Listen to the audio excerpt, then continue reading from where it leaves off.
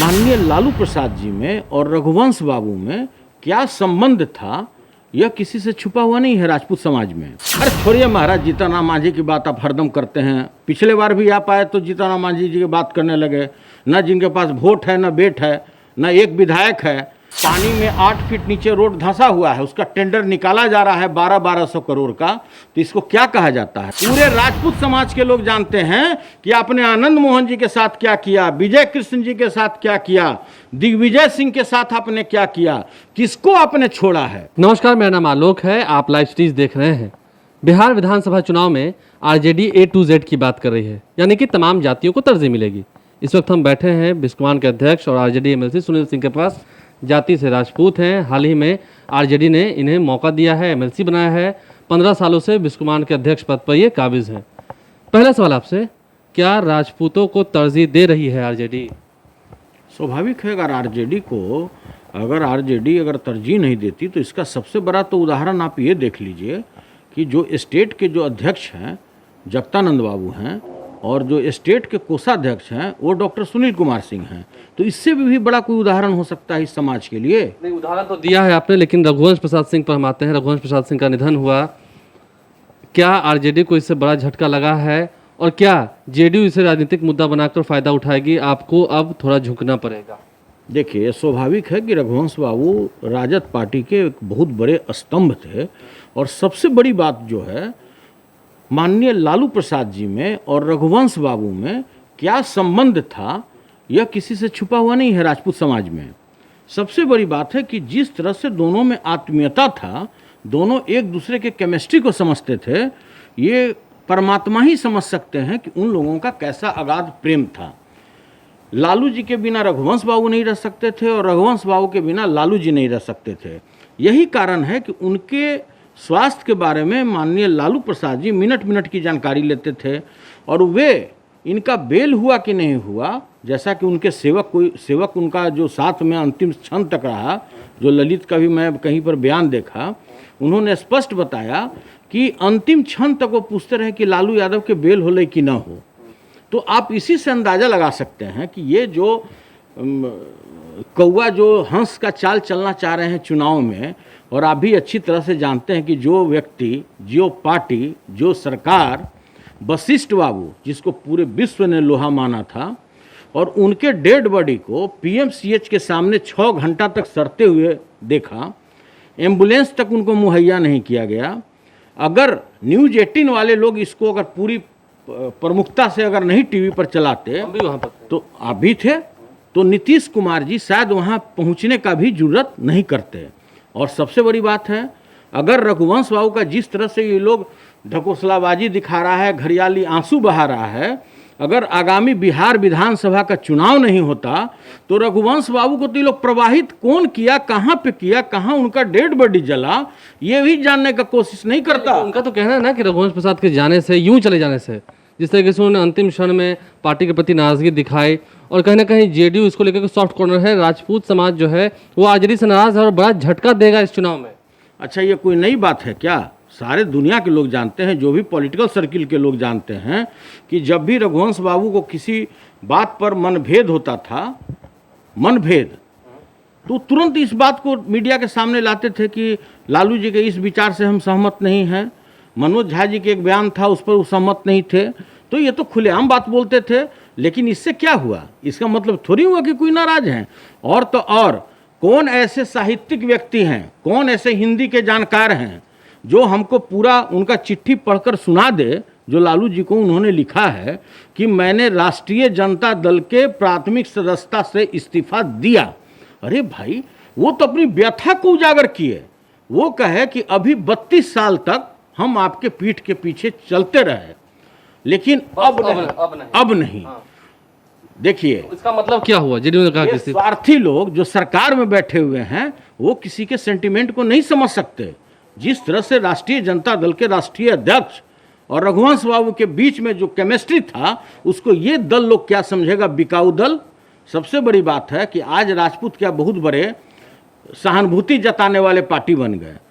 आनंद मोहन जी को आपने सर्वनाश कर दिया, दिग्विजय बाबू का आपने सर्वनाश कर दिया, विजय कृष्ण का आपने सर्वनाश कर दिया, वशिष्ठ बाबू का कोई नाम लेवा नहीं रहा। अरे भाई, अगर यही वशिष्ठ बाबू अगर चुनाव के टाइम में अगर मरे होते तो देखते कि लगता कि भाई ये राजपूत समाज के लिए ही जिंदा ये लोग खड़े हैं यहाँ पर। तो सिर्फ छलावा आपको क्या लग रहा है? बिल्कुल 100% छलावा। सारे लोग जानते हैं कि रघुवंश बाबू जैसे लोग माननीय लालू प्रसाद जी के साथ मिलकर न जाने कितने विधान पार्षद बनाए, कितने सांसद बनाए, कितने लोगों को विधायक बनाए, और उनका क्या आप पूंजी तौल दिए एक एमएलसी पर। और सबसे तो पहले भी कह दिया था, जेडीयू ने कहा था कि हम स्वागत करेंगे अगर हमारे पार्टी में आते हैं, तो पहले ही स्वागत करने की तैयारी कर ली थी। वो स्वागत किस बात के लिए करने लगे? वो हॉस्पिटल में आईसीयू में पड़े हुए हैं और ये लोग यहाँ स्वागत कर रहे हैं।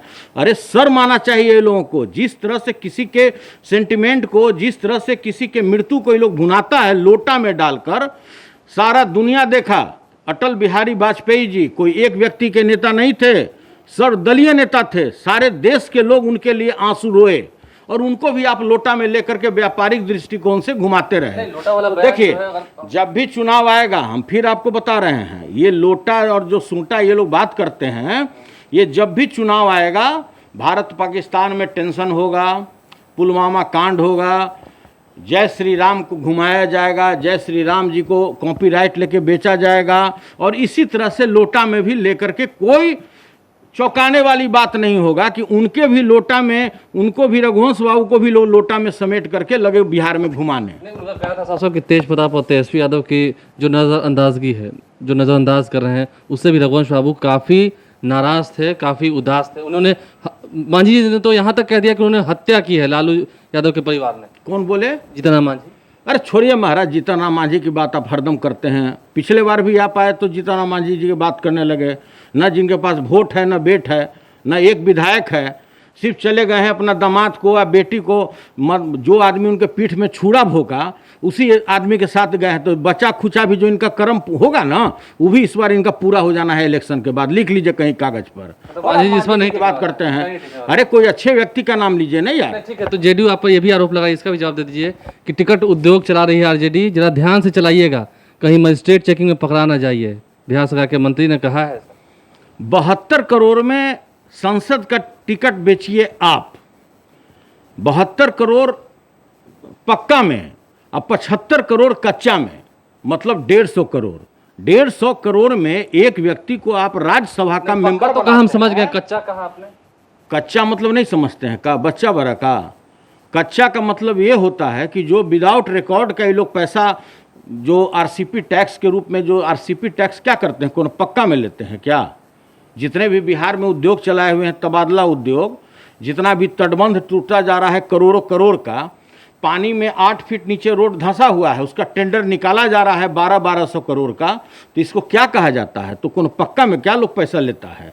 तो देखिए, आप ज़्यादा ये सब बात। उन्होंने कहा कि आप मजिस्ट्रेट चेकिंग में पकड़ाइएगा, चारों तरफ जो घूम रहे हैं टिकट बेचने का उद्योग लगा रहे हैं, पकड़ाइएगा। पहले तो उन्हीं को पकड़ा जाना चाहिए। सिर्फ गोल अपना आँख को गोल गोल घुमा देने से थोड़ी होता है। उनके क्षेत्र में किसानों की क्या दुर्दशा है। पूरे टाल क्षेत्र में जिस तरह से चना लोग उपजा करके औने पौने भाव बेच रहे हैं, अरे उनकी व्यथा रोई है ना। अगले पर आप क्या करते हैं? आप संजय सिंह के साथ क्या किए? संजय सिंह भी तो राजपूत समाज के साथ आते हैं। आपके यहाँ से स्क्रिप्ट बनकर जाता था और उनका विभाग ही था कि आरजेडी को केवल गाली देना है। तो भाई, जब आप एमएलसी किसी दूसरे राजपूत को अगर बनाना चाहते हैं, हम नहीं जानते आप किसको बना रहे हैं। आप कह रहे हैं कि आपको पता है कि एमएलसी किसको बनाना चाहते हैं जेडीयू?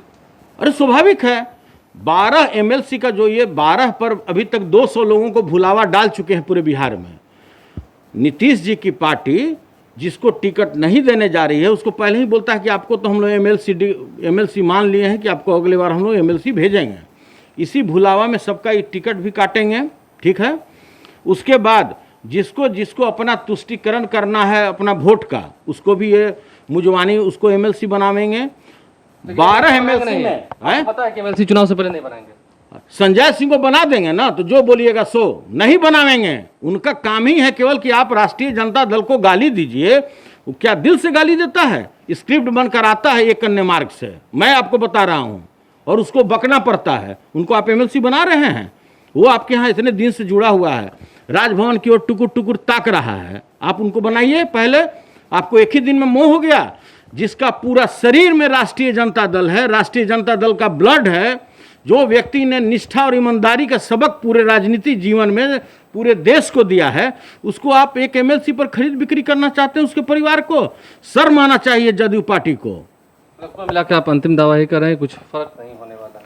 कोई फर्क नहीं पड़ने वाला है। और राजपूत समाज को आप जो भुलावा डालना चाह रहे हैं इलेक्शन में, पूरे राजपूत समाज के लोग जानते हैं कि आपने आनंद मोहन जी के साथ क्या किया, विजय कृष्ण जी के साथ क्या किया, दिग्विजय सिंह के साथ आपने क्या किया, किसको आपने छोड़ा है? एक राजपूत का आप नाम बताइए, किसको छोड़े? देखिए, कुल मिलाकर राजपूतों का जो गुस्सा है वो सरकार के खिलाफ है और सुनील सिंह की बातों से साफ साफ वो स्पष्ट होता हुआ दिख रहा है।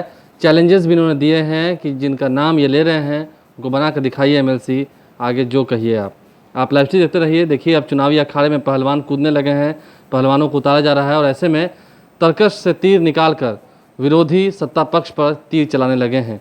लाइव स्ट्रीम देखते रहें, बिहार में तीर का क्या हश्र होगा आप देखते रहें हमारे साथ। लाइव स्ट्रीम को सब्सक्राइब कर लें, साथ साथ ट्विटर पर भी हमें जरूर फॉलो करें। धन्यवाद।